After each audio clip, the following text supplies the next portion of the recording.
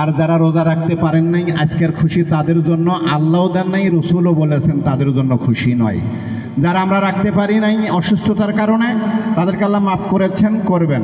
আর যারা আমরা সুস্থ অবস্থায় ছিলাম তারা আমরা রোজা রাখি নেই, আগামী দিন রোজা রাখার চেষ্টা করব বলে ইনশাআল্লাহ। সম্মানিত ভাই সব, একটা কথা সেটা হচ্ছে লাআল্লাকুম তাত্তাকুন। রোজা যদি কেউ রাখে তাহলে আল্লাহ রাব্বুল আলামিন তাকে মুত্তাকি বানাবেন। ঘোষণাকার আল্লাহ। আমার সাথে কথা বলতে হবে, আমি 2-1 মিনিটে শেষ করব। ইন্না আন্না কান্না লাইতা লাকিন্না লা আল্লাহ, এই 6টা শব্দ ব্যবহার হয় আরবি গ্রামেটিক্যাল কায়দায়, নিশ্চয়তার অর্থ দিয়ে। অতএব যারা রোজা রেখেছেন তাদেরকে মুত্তাকি বানাবেন কে? আল্লাহ। সম্মানিত ভাই সব, এজন্য মুত্তাকির গুণাবলী সম্পর্কে একটা কথা বলে শেষ করব, সেটা হলো আল্লাহ রাব্বুল আলামিনের দেয়া আদেশগুলো মেনে নেবেন, এতে কোনো দ্বিমত পোষণ করবেন না, তিনি মুত্তাকি। আর আল্লাহ যা নিষেধ করেছেন সেগুলো তিনি গ্রহণ করবেন না, ফেলে দেবেন বা বর্জন করবেন, তিনি হচ্ছেন মুত্তাকি। কথা বলেন ঠিক না ঠিক? সুদভিত্তিক অর্থনীতি কায়েম করা, এটা কি মুত্তাকির কাজ? কথা বলতেছেন না যে? সুদভিত্তিক অর্থনীতি কায়েম করবে তারা তাগুত, তারা মুত্তাকির কাতারে পড়বে না। যদি কেউ সুদভিত্তিক অর্থনীতির সাথে সম্পৃক্ত থাকে, তাদেরকে সাপোর্ট করেন, ভোট দেন কিংবা নির্বাচিত করেন, তাহলে আপনি মুত্তাকি হতে পারবেন না যতই রোজাদার হন। ঠিক না ঠিক? রোজা রেখেছেন, মুত্তাকি হবেন। আল্লাহর কাছে ওয়াদা করেছেন আমি মুত্তাকি হব, এই জন্য রোজাদার। আগামী দিন আমরা মুত্তাকির কাতারে সবাই থাকবো বলি ইনশাআল্লাহ। কারা কারা থাকবেন হাত তুলে দেখান আল্লাহকে। আল্লাহুম্মা আমিন, আল্লাহ কবুল করেন।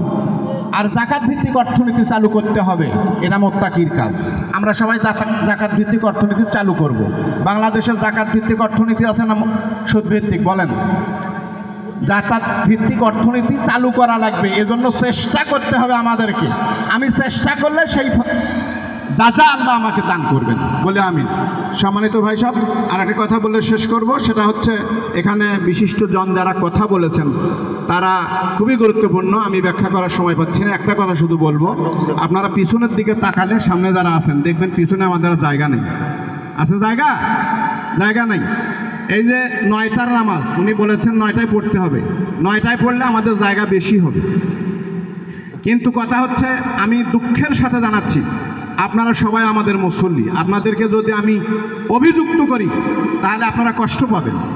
9টায় নামাজ হবে, এজন্য আপনি 9:10 কেন হাজির হলেন? যারা হলেন তারা আল্লাহর দরবারে কাঠগড়ায় দাঁড়িয়ে জবাব দেবেন।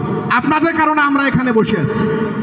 এতগুলো মানুষকে রোদের মধ্যে কষ্ট দিচ্ছেন যারা 10 মিনিট দেরি করে আসছেন। আগামী দিনে আর কোনো কষ্ট আমাদেরকে আপনারা দেবেন কি? ইনশাআল্লাহ আল্লাহ আমাদের সকলের মনের নেক বাসনা পূরণ করুক, সবাই বলে আমিন। এখানে দোয়া চেয়েছেন অনেকে, আমি দোয়ার সময় তাদের কথা বলবো, আমি আর কথা বাড়াচ্ছি না।